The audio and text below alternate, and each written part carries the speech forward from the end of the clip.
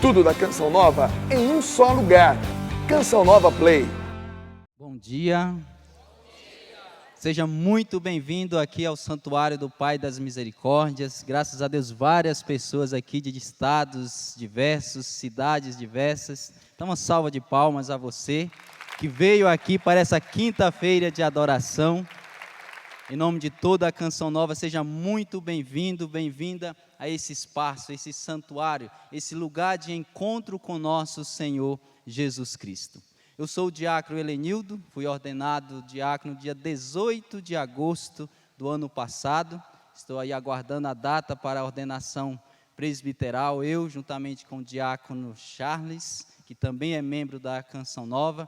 Com a graça de Deus, em breve seremos ordenados padres para a igreja no carisma Canção Nova. Eu sou natural do estado do Pará. Rapaz, nem eu sabia tanto paraense aqui, que maravilha! Vocês são de onde? Belém, eu sou de São Miguel do Guamá. Rapaz, tantos conterrâneos aqui, ó. Estou bem acompanhado, então assim eu vou ficar até mais tranquilo, mais livre. Diretamente de Belém, Deus abençoe. Sou lá de São Miguel do Guamá. Minha família mora numa agrovila chamada Cristo Rei. Fica no município de São Miguel do Guamá. E hoje eu quero partilhar com vocês de uma realidade essencial. Você que está aqui, eu vou pedir para que os cinegrafistas possam ajudar quem está em casa. Dê uma olhada rapidamente para esse santuário, a beleza desse santuário. Aqui a parte do mosaico, o telhado, os bancos e assim por diante.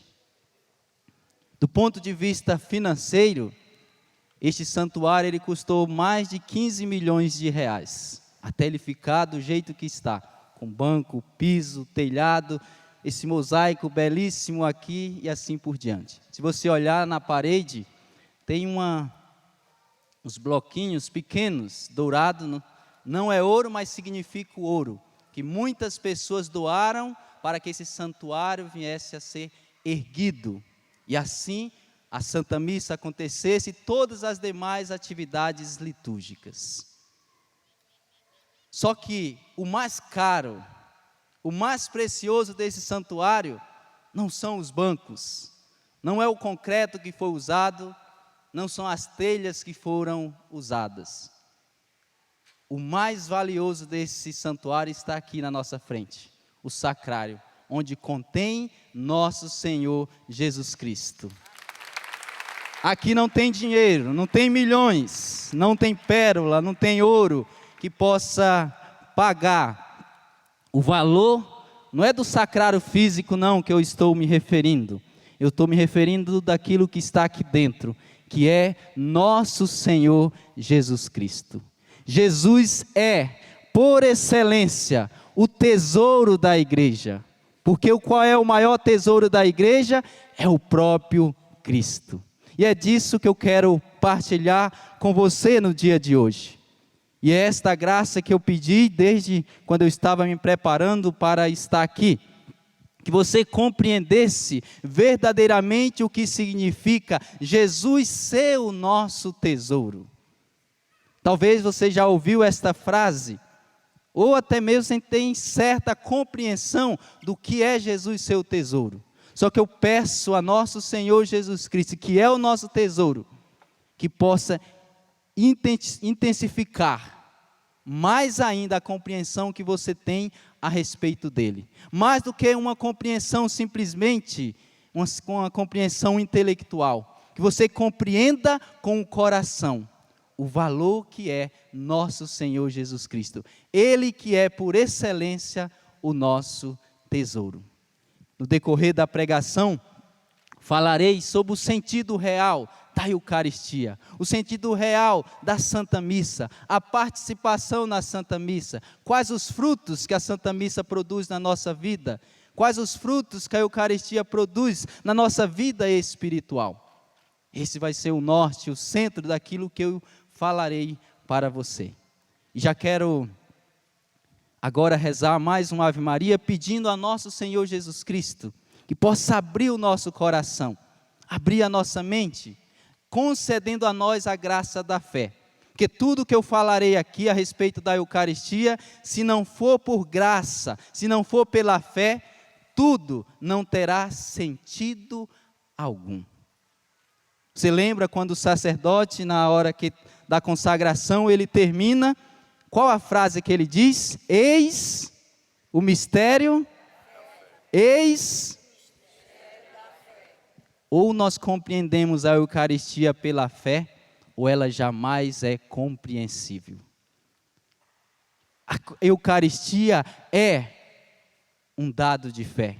A presença de Jesus na Eucaristia só é possível compreender se nós compreendermos pela fé. Então vamos rezar a Ave Maria, pedindo a Nossa Senhora que interceda por nós nesse momento, para que assim possamos amar ainda mais nosso Senhor Jesus Cristo. Ave Maria, cheia de graça, o Senhor é convosco. Bendita sois vós entre as mulheres, e bendito é o fruto do vosso ventre, Jesus. Santa Maria, Mãe de Deus, rogai por nós, pecadores, agora e na hora de nossa morte. Amém.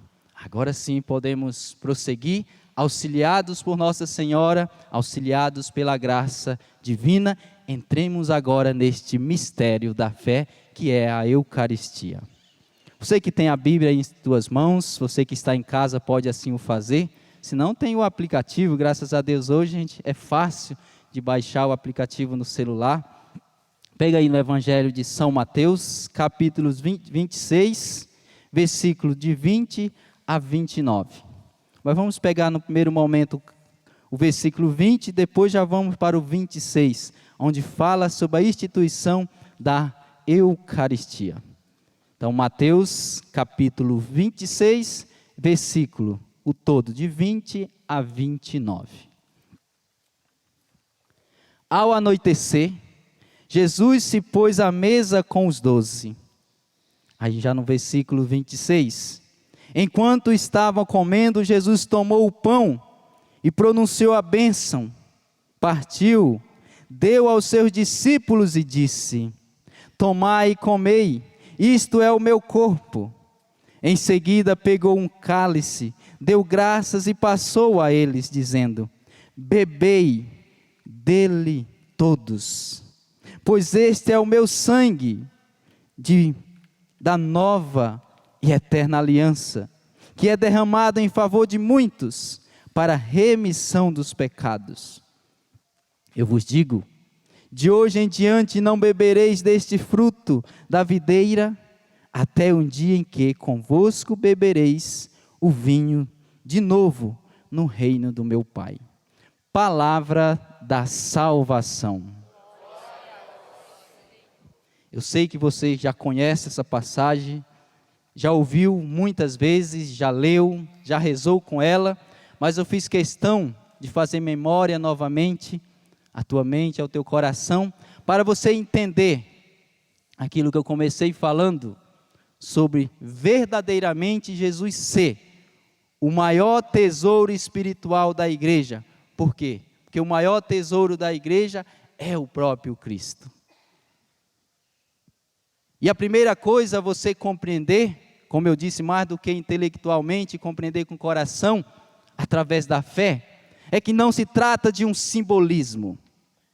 O que está após a consagração, o que então era pão, o que então era somente vinho, passa a ser, olha o verbo que eu estou usando, passa a ser.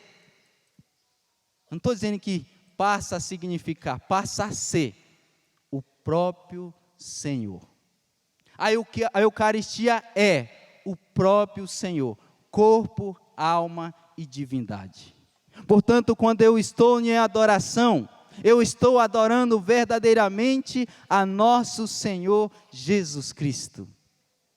Tomai e comei, isto é o meu corpo, isto é o meu sangue. E muitas vezes, alguns querem nos confundir de doutrinas diferentes daquela na qual nós abraçamos, daquela na qual nós fomos batizados. Querem nos confundir, não é bem assim. Tem que ler direito, porque não é como é que um pão vai ser o corpo de Cristo, como é que um vinho vai ser o sangue de Cristo. Então não é bem assim, tem que ler direito quem assim interpreta. Porque a Bíblia, em todas as traduções, ela é clara, isto é. E não diz isto significa, isso simboliza. Isto é o meu corpo, isto é o meu sangue. Portanto, quando eu comungo, quando eu vou na Santa Missa e comungo a Eucaristia, eu estou comungando nosso Senhor, corpo, alma e divindade. Qualquer pregação, qualquer discurso que fuja desta verdade, não escute, não dê ouvido, porque trata-se de uma afirmação não verdadeira. Quem pregar contrário a isso, está pregando mentira, está querendo convencer você o contrário, porque o próprio Senhor disse, isto é o meu corpo, isto é o meu sangue. E abrir mão disso é abrir mão da verdade, abrir mão disso é abrir mão daquilo que é o essencial, que é nosso Senhor Jesus Cristo. E com isso, posso falar de uma dimensão muito importante, que é a celebração da Santa Missa. Aqui dentro do sacrário está Jesus. Mas para que Jesus estivesse dentro do sacrário, antes teve que acontecer a Santa Missa. E para que acontecesse a Santa Missa, teve que ter uma pessoa. Qual é o nome dela? Quem? O vizinho? O padre. Perceba a importância que é ter um sacerdote. Sem sacerdote não existe Eucaristia. Sem o sacerdócio não existe Eucaristia. Aqui o sacerdócio na sua dimensão de padre, bispo. Já parou para pensar isso? Só para vocês entenderem. Digamos que dá uma epidemia e pega só nos padres. De todos os padres, aí um vírus que só ataca padre. Já pensou uma coisa dessa? Só que é um vírus pior do que o que está na China, coronavírus, que mata em poucas horas. Pensou que não todos os padres, todos os bispos e o Papa morrem. Vocês têm noção do que poderia acontecer na humanidade?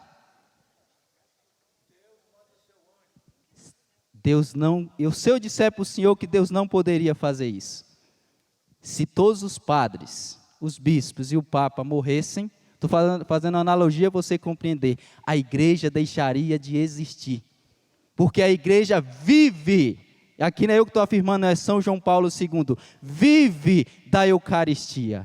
Sem Eucaristia não tem igreja, só que para que tenha Eucaristia é preciso ter padre. Olha a necessidade de você rezar pelo padre da tua paróquia, da tua diocese, rezar para que novas vocações apareçam. Eu lembro uma vez que eu era seminarista, estava até na filosofia, e aqui, graças a Deus, nós recebemos milhares de pessoas. Nesse dia estava uma fila imensa lá no confessionário, eu estava simplesmente preparando para que as pessoas entrassem no confessionário e se confessassem. E teve uma senhora muito alterada, começou a xingar. Cadê mais padres para atender aqui? Nós viemos em tantos e vocês não nos atendem. A Canção Nova tem estrutura para lanchonete, para o restaurante, para acolher nós ali naquele centro de evangelização enorme. E não tem estrutura de padre. Aí eu digo, Jesus, eu respondo ela. Helenildo, eu respondo ela de forma cristã. Digo, não, acho que eu vou escolher responder de forma cristã. Eu disse, minha senhora, com todo respeito ao que a senhora está dizendo, na lanchonete a Canção Nova pode pagar um funcionário, e ele pode vender o pão de queijo, tem mineiro aqui? Pãozinho de queijo, delicioso da padaria da vovó Josefa ali, pode vender. Para fazer o pão tem o padeiro que a Canção Nova paga. Que graças a Deus, como vocês veem muitos, e bom que assim venham cada vez mais. Para limpar a chácara, a Canção Nova pode pagar um funcionário pago na verdade por você que é sócio, mas a Canção Nova tem como pagar? Aí eu disse para ele, mas a Canção Nova não tem como pagar qualquer um que vê na cidade para atender a sua confissão, somente o sacerdote. Portanto, minha senhora, eu falei para ela, em vez da senhora estar reclamando da falta de padre, a senhora deveria estar na capela, rezando para que suscitasse novas vocações.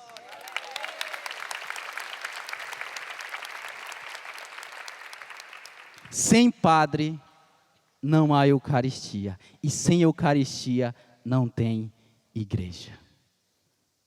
Parou para pensar isso? Você tem consciência disso?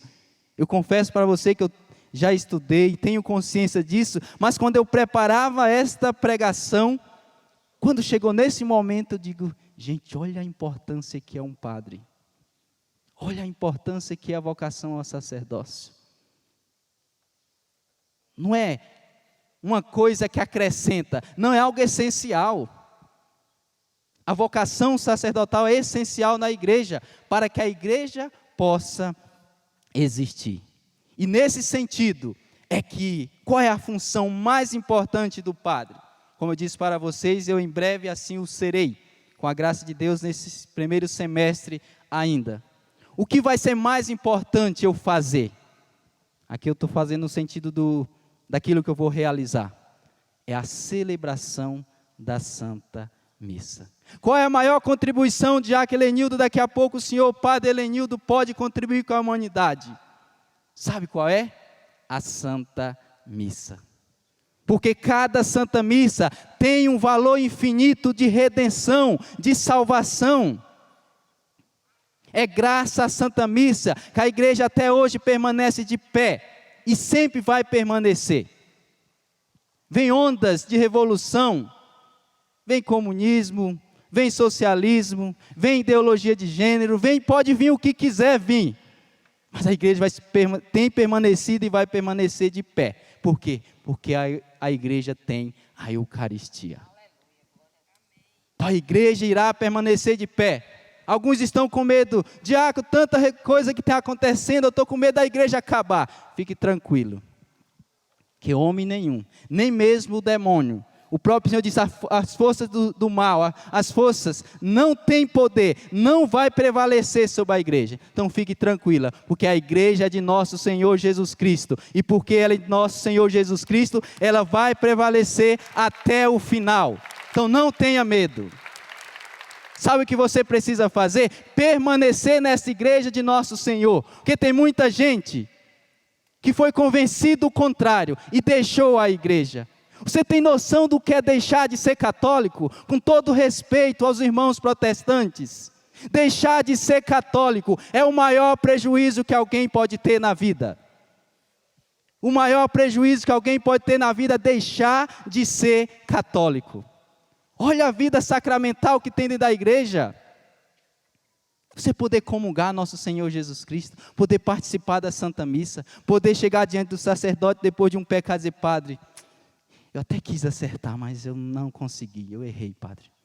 O padre, em nome da igreja, diz, eu te absolvo dos teus pecados, em nome do Pai, do Filho e do Espírito Santo. Você sair dali na graça. Você entra cheio de pecado, sujo do pecado.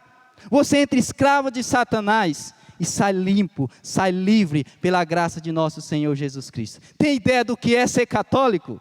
É por isso que eu estou dizendo que deixar de ser católico é um prejuízo muito grande. Se você que me ouve aqui ou em casa, se fez isso, eu digo para você até de braços estendidos, volta para a igreja na qual você saiu, porque é nesta igreja e é esta igreja fundada por nosso Senhor Jesus Cristo. E aqui, na igreja católica, há todos os meios possíveis para eu e para você alcançar a salvação. Se aqui há todos os meios possíveis e necessários para a nossa salvação, por que deixar? Diácono, nas outras igrejas existe? Sim. No contexto protestante, por exemplo, há a palavra de Deus tão presente na vida deles.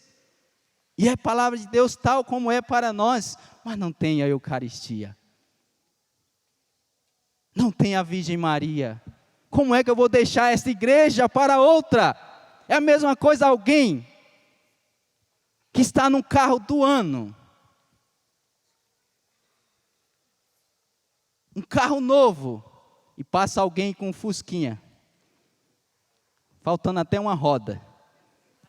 E você diz, eu vou sair desse carro novo e vou entrar nesse fusquinha faltando uma roda. Olha, você corre o risco de não chegar no seu destino. O Senhor nos dá todo amparato possível dos sacramentos para a nossa salvação.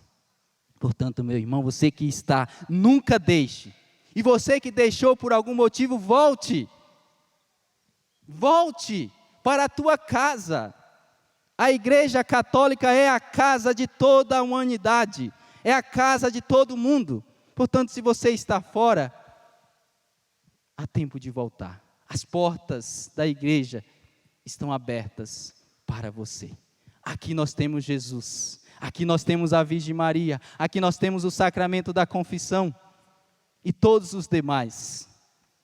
Aqui nós temos a comunhão com o Santo Padre, o Papa, hoje Papa Francisco. Olha que graça, meu Deus do céu. Então, ser católico, se existe alguma coisa que eu me orgulho na vida, duas coisas. Primeiro, de ser católico, lógico, mas também de ser paraense.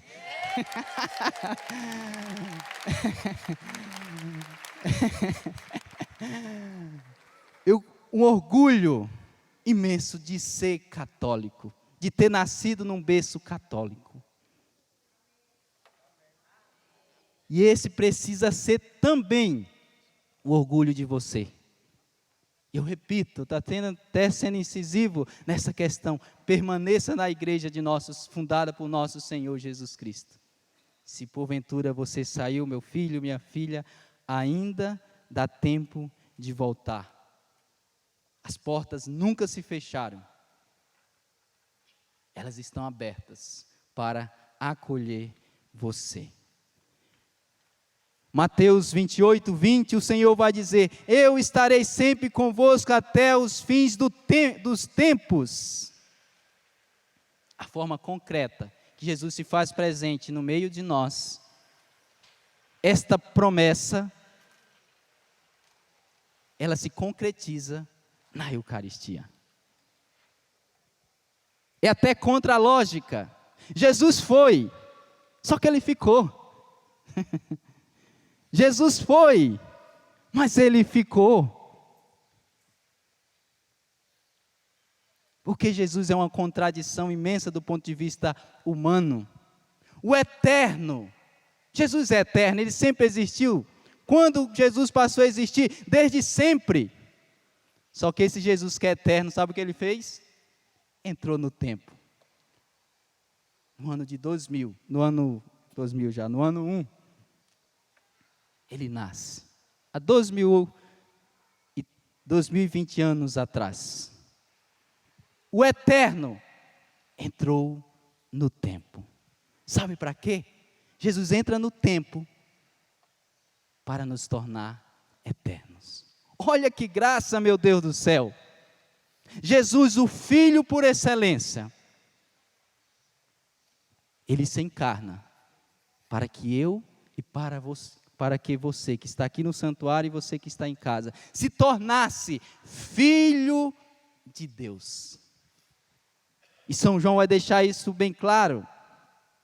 Nós somos filhos no Filho.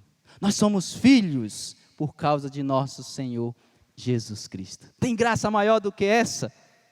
Traduzindo ainda mais, para você entender o que significa ser filho de Deus. Vou pegar uma analogia humana, para que assim fique mais compreensível. Eu tenho 3 irmãos, meus pais foram bem generosos, estão até me assistindo lá em casa agora. Nascia um, só que não nascia o outro, só dava tempo de nascer um, já tinha outro já esperando.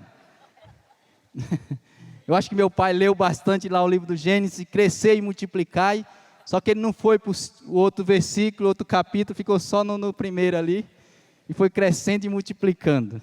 Então nós somos 14 filhos, graças a Deus. 14. Para a gente fazer uma festa, nem precisa convidar o vizinho, é só se reunir a família. Aí tem duas irmãs que são freiras, a irmã Luciene e a irmã Leidiane, da congregação Preciosíssimo Sangue. Quem é de Belém com certeza conhece. Lá do berço de Belém. Olha, rapaz, esses paraenses são demais, né? Então, a irmã Leidiane e a irmã Luciene. Entendendo o quê? Por exemplo, a herança minha e dos meus irmãos, se meu pai hoje quisesse dividir o terreno, ele iria dividir, por quê? Porque nós somos filhos. Eu tenho direito, mesmo estando na Canção Nova, a um terreno do meu pai lá, uma parte do terreno, por quê? Porque eu sou filho. E assim todos os outros 13. Então tem que ser um terreno muito grande, né? Senão vai dar um metro quadrado para cada um. Eu tenho direito dos bens do meu pai, porque eu sou filho. Então dizer que eu sou filho de Deus, por causa de nosso Senhor Jesus Cristo, Filho por excelência, significa dizer que no céu tem um lugar que é meu. Dizer que sou filho de Deus significa dizer que o céu me pertence. O céu foi me dado de presente por causa de nosso Senhor Jesus Cristo. Assim como o filho herda aquilo que é do Pai, por causa de nosso Senhor Jesus Cristo, nós herdamos de Deus o céu. E tem patrimônio melhor do que esse? Sermos herdeiros do céu? É uma graça imensa. É por isso que entender esse aspecto da filiação divina é entender essa realidade para a qual cada um de nós, para a qual nós nascemos. Deixa eu fazer uma pergunta aqui. Quantas missas você participou? Juliana, quantas missas você participou? Salete, quantas missas? Ana Lídia, estou falando aqui, são os irmãos de comunidade, tá? Marabá. Se eu disser, Juliana e Salete, Ana Lídia, que vocês não me responderam corretamente.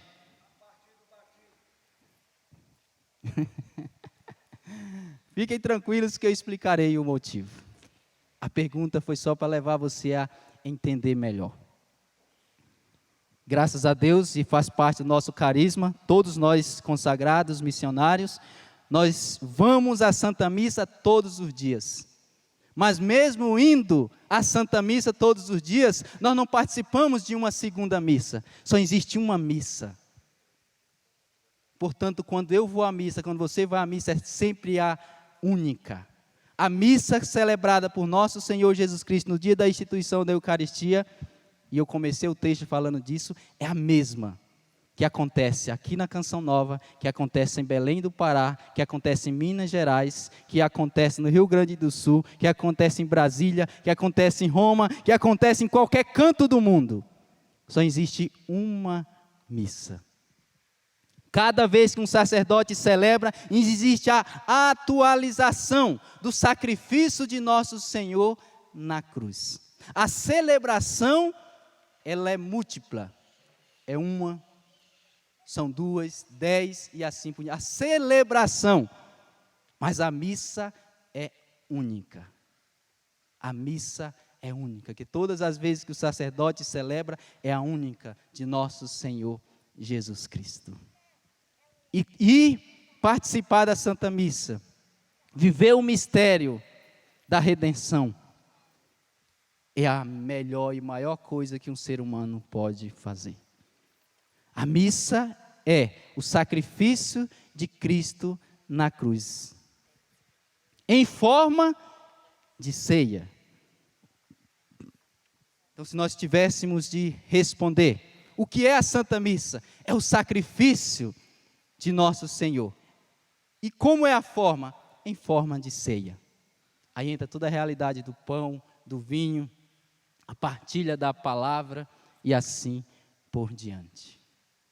Mas a missa é esse acontecimento único que ressoa até o Senhor voltar. No final, no versículo 29 do Evangelho de Mateus, no capítulo 26, diz assim: eu vos digo, de hoje em diante não bebereis deste fruto da videira, até o dia em que convosco beberei o vinho novo no reino de meu Pai. Vou até repetir para você entender. Eu vos digo, de hoje em diante não bebereis desse fruto da videira, até o dia em que convosco beberei o vinho novo no reino de meu Pai. Tiago, por que o senhor até repetiu? Para dizer que a missa, a Eucaristia, sabe o que é? Já é a antecipação, o antegozo, como diz São João Paulo II, do céu, da eternidade. Porque através da Eucaristia, eu me uno a nosso Senhor, de corpo e alma.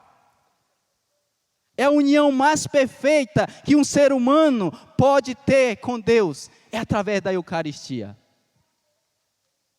Alguém pode subir no monte, subir no topo desse santuário, e pode clamar de braços abertos, e pode fazer o que for, e pode gritar. Vai se unir a Deus? Sim.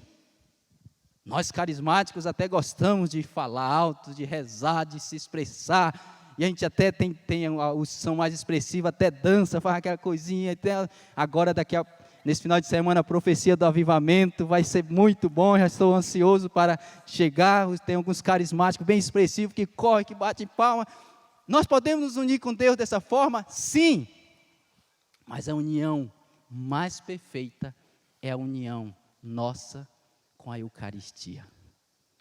Essa é perfeita, porque o próprio Cristo fica dentro de nós. Mais ainda, nós nos tornamos o Cristo. Olha só, nós nos tornamos o Cristo.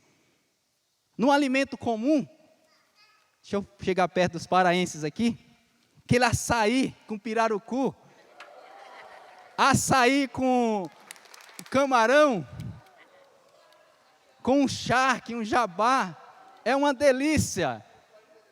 Uma farinha de tapioca, meu Deus do céu, é uma delícia. Aquela lasanha, agora falando já uma linguagem mais universal aqui, aquela lasanha, que delícia. Aquele feijão bem temperado, que delícia. Uma maniçoba lá do Pará, é uma comida típica do Pará, tá? Você que está nos assistindo, você que está aqui. No que nós comemos o alimento de alguma forma se torna o nosso corpo. Através das proteínas, os sais minerais, as vitaminas. No que eu como qualquer comida, aquela comida se transforma em mim, de alguma forma, porque só fica em mim todos esses elementos que eu acabei de falar. Na Eucaristia acontece o contrário, meu Deus. O alimento não torna eu, diácono Lenildo, eu me torno o alimento no qual eu comi. Não, essa frase não é minha, viu? É de Santo Agostinho. Eu me torno aquele que eu me alimentei. No que eu como, e comungar significa comer. No que eu faço comunhão com Jesus, na Eucaristia, o que eu como, que é Jesus, eu me torno Jesus. O sangue de Jesus corre nas minhas veias. O sangue de Jesus, a carne de Jesus está na minha carne. Gente, tem noção disso? Você tem noção do que é comungar nosso Senhor Jesus Cristo na Eucaristia? Aí entende o que eu falei anteriormente? O prejuízo que é deixar de ser católico? Deixar de comungar nosso Senhor Jesus Cristo? Deixar de viver a Eucaristia? É um prejuízo imenso, espiritualmente falando. No que nós comungamos, nós nos tornamos aquele que comungamos, diz Santo Agostinho. E é isso mesmo que acontece. Eu repito, a comunhão mais perfeita que nós podemos ter com Deus é através da Eucaristia. A comunhão mais perfeita. Que privilégio, que graça é essa, dada por nosso Senhor Jesus Cristo. Eu estarei convosco até os fins dos tempos. E Ele permanece com cada um de nós através da Eucaristia. É interessante poder perceber uma coisa.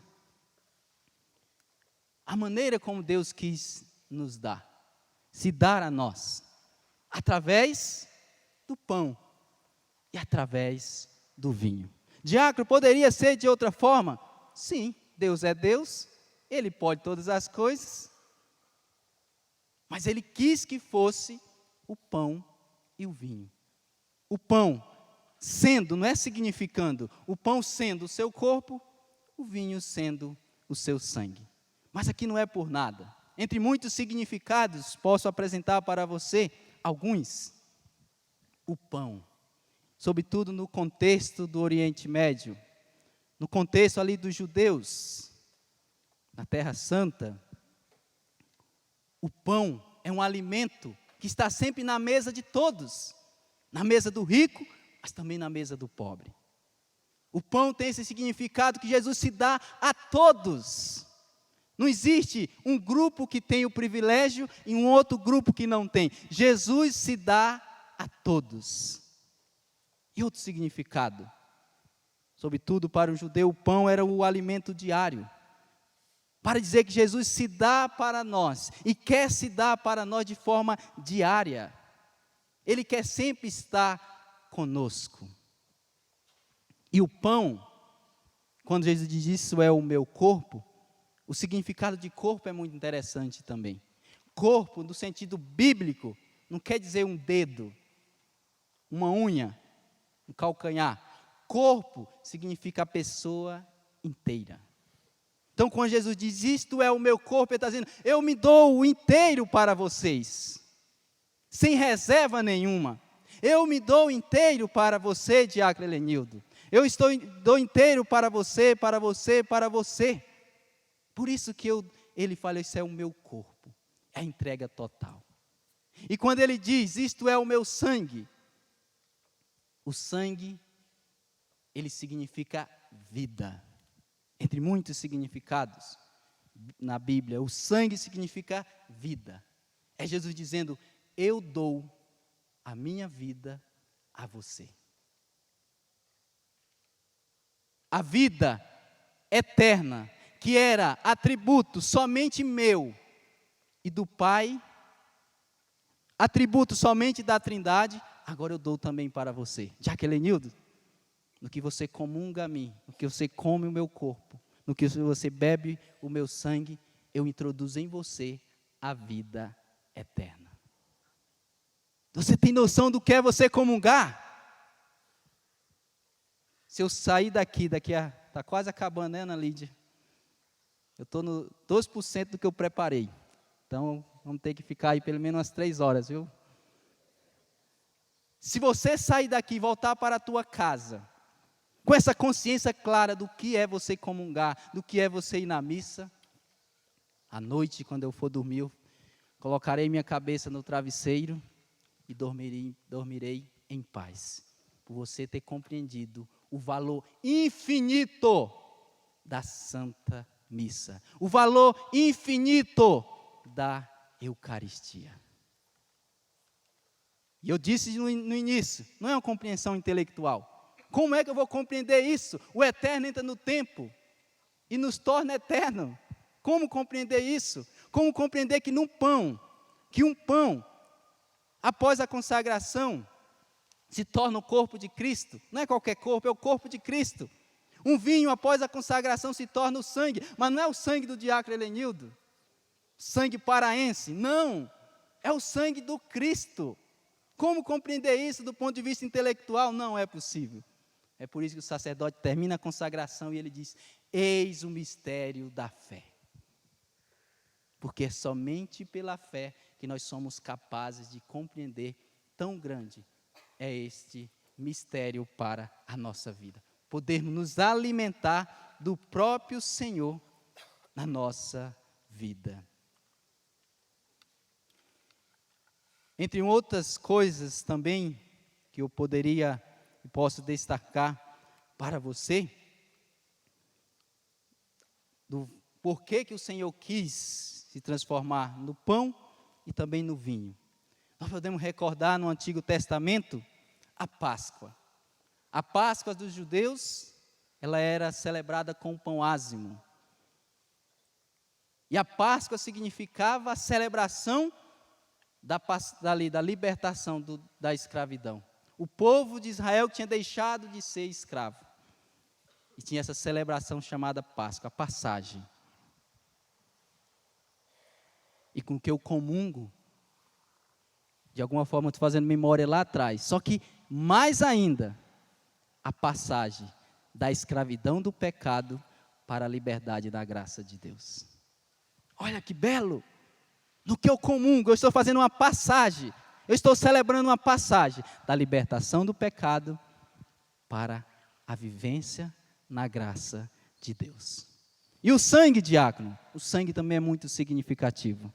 Recorde, no Monte Sinai, quando Moisés faz ali, em nome de Deus, a aliança com o povo. Vocês lembram com que ele asperge o povo? Com o sangue do Cordeiro. Então, o sangue lembra a aliança. Então, quando eu comungo nosso Senhor Jesus Cristo, eu estou fazendo uma aliança, Deus está renovando a aliança de amor dele para comigo, para com cada um de nós. É ao mesmo tempo passagem do pecado para a graça e também a aliança de amor de Deus para com cada um de nós. Eu tenho certeza, e agora já é uma afirmação, que você nunca mais vai participar da Santa Missa como você tinha participado, compreendendo todas estas realidades. É por isso que ir à Santa Missa, pelo menos aos domingos, e assim a igreja nos pede, pelo menos, se você pode todos os dias, melhor ainda, mas pelo menos aos domingos. Não é que a igreja está obrigando, essa igreja, obriga a gente a ir à missa. Meu Deus do céu, é a igreja dizendo, filho, filha, olha aqui o alimento de vida eterna. Se você não se alimentar, você vai morrer. Você conhece alguém que não come nada, que não bebe nada e anda aí cantando no meio da cidade? Quem conhece aí? Ixi, ninguém levantou? Eu também não conheço. E eu quero dizer para você, se nós não nos alimentarmos do corpo e sangue de nosso Senhor Jesus Cristo, nós morreremos espiritualmente. Porque o pão do céu, o sangue do céu, que é o próprio Senhor, é alimento de vida eterna para todos nós. Então, se alimentar do corpo e do sangue do Senhor é nos alimentarmos da eternidade, é nos alimentarmos do céu.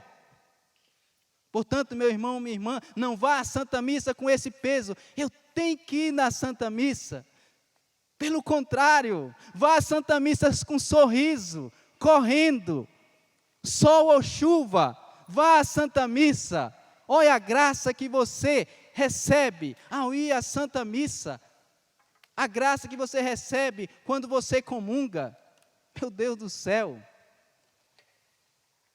São muitas as graças nas quais o próprio Senhor nos dá através da comunhão, através da Eucaristia. Outra graça também que eu posso destacar, a Eucaristia como esse remédio que cura a doença do nosso coração.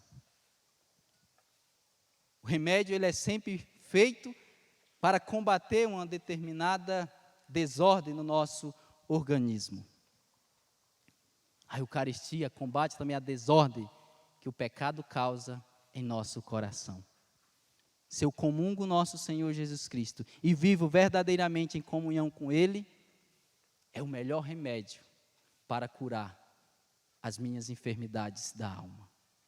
E algumas vezes, e assim o Senhor quer, até enfermidades do corpo. Nós carismáticos assim o fazemos, inclusive aqui na Canção Nova, daqui a pouco como padre também o farei, e já o faço como diácono, oração de cura e libertação.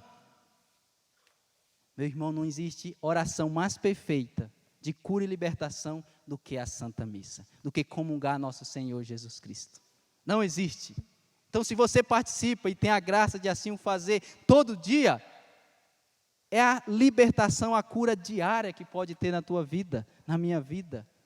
Porque Jesus é remédio para os nossos pecados, remédio para as nossas enfermidades. E quanto mais eu comungo, quanto mais eu fico em comunhão com Deus, melhor eu me torno, mais santo eu me torno. Não existe nenhum santo que não viveu em comunhão com a Eucaristia, em comunhão com nosso Senhor Jesus Cristo. Nenhum. Se você conhece algum depois da término da pregação aqui, diácono, vem aqui, ó, o senhor disse que não tem, mas eu conheço um. Beleza? Combinado? Nenhum santo eu não conheço que não comungou o nosso Senhor Jesus Cristo, que não viveu da Eucaristia. E eu conheço milhares, e você também o conhece, sobretudo aqueles que estão no altar de nossas igrejas, aqui em Cachoeira Paulista, São Sebastião, Santo Antônio, e tantos outros santos que estão nos altares, só foram santos porque viveram em comunhão com nosso Senhor Jesus Cristo. Viveram bem a Santa Missa, amaram verdadeiramente a nosso Senhor Jesus Cristo. Então perceba que se eu quero ser santo, eu não tenho outra opção a não ser viver na graça de Deus. Eu não tenho outra opção senão viver em comunhão com nosso Senhor Jesus Cristo. Eu termino esse momento de fala com vocês contando uma história, motivando você a partir da compreensão do que é a Eucaristia.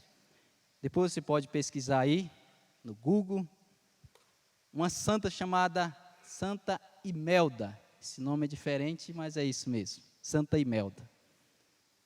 Uma menina de 8, 9 anos, ela ia para a missa e ficava querendo comungar, mas na época com essa idade não podia, mas ela ficava e ela participava de um convento das irmãs e dizia, eu quero comungar Jesus. As irmãs, não Imelda, não pode. E o desejo imenso para ela comungar.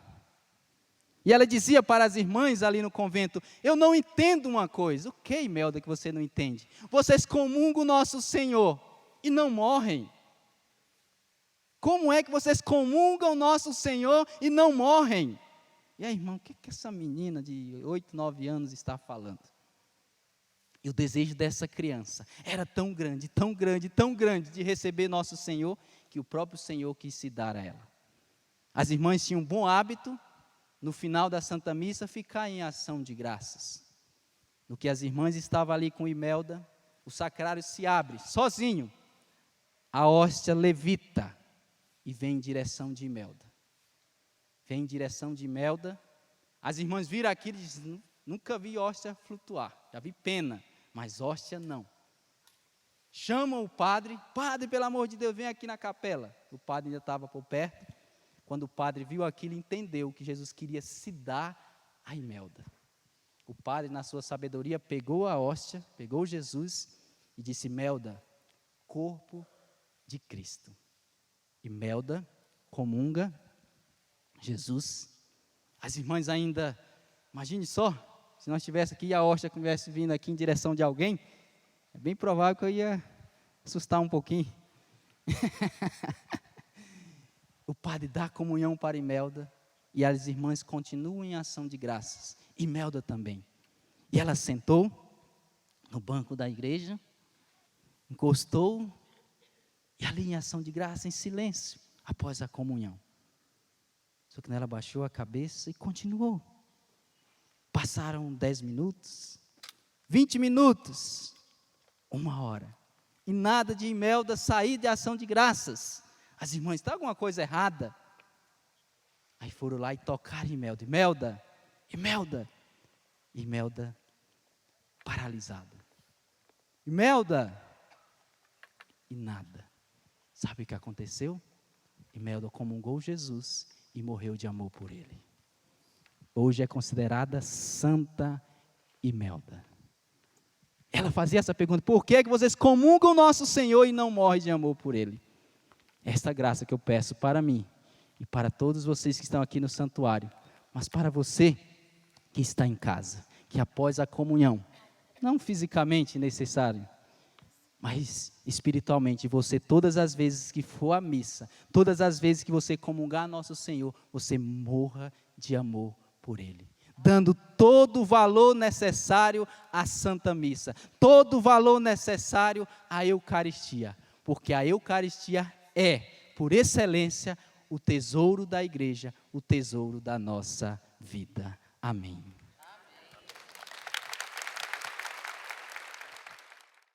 Tudo da Canção Nova em um só lugar. Canção Nova Play.